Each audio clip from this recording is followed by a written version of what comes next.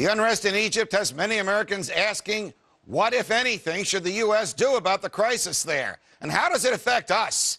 Joining me now, Malou, foreign policy analyst at the Cato Institute. Malou, welcome here. We had you on the other day, but things are changing so fast and furiously that we need your insight now. First of all, were you happy or were you disappointed when the President of the United States said publicly it's time for President Mubarak to go? Should the American president be saying something like that in the midst of a crisis about an ally, even an ally that's a dictator and a thug?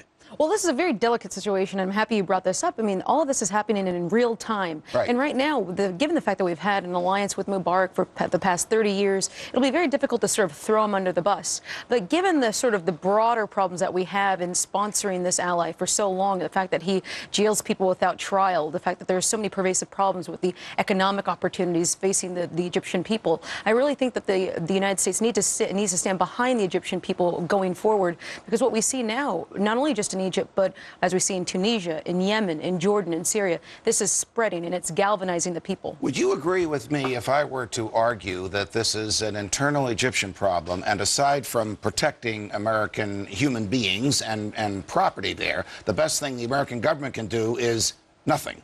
Well, this is the problem with foreign aid, is that we begin to meddle in another country's affairs. Right now, we have so much leverage with Egypt because we've given it tens of billions of dollars over the past 30 years. So there is leverage there. I do wish that we could pull back that foreign aid immediately if possible. But right now, given the dynamics of the situation, we should be able to sort of midwife something into an orderly transition. Give me a little of your expertise on the way the Egyptian government works. We are told that the army is the all-powerful instrument. If they stay with President Mubarak, he stays no matter what happens in the streets. If they don't stay with President Mubarak, he goes because of what's happening in the streets. Would the army accept control from the Muslim Brotherhood, or stated differently? It's a secular army, I think. Correct me if I'm wrong.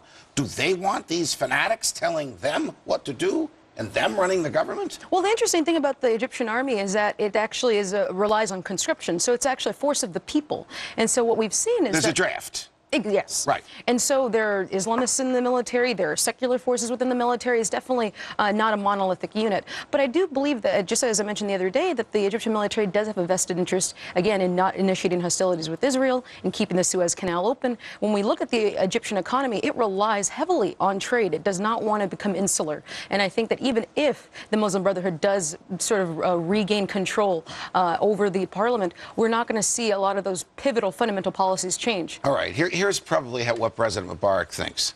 There's a million people in the streets saying they don't want me, a million at the most. There's 81 million people at home who want to get on with their lives. Why should I leave that to which I was lawfully elected because of what 1/80th of the public wants? Is that the way he probably thinks? A guy who's been president for dictator for 30 years? Exactly, and I'm happy you actually brought this up, because this is the nature of a dictator. He does not want to loosen his grip on power. In fact, just this week on ABC, he said, I must stand as president for the good of my country. And as we've seen, actually, there's been a great deal of unrest, and there will be continued unrest. This is virtually unsustainable, and unfortunately, we're suffering from a policy of historical proportions that have just been left over from neglect. We only have about 30 seconds left. Does he survive this? Does he stay until September, or will he be gone when we wake up one morning in the next 2 weeks? I can't imagine Mubarak staying on any longer than he has. In fact, just the situation right there is just so volatile that I think eventually he'll be pushed out. Malou, it's a pleasure. Thank you for sharing your thoughts with us.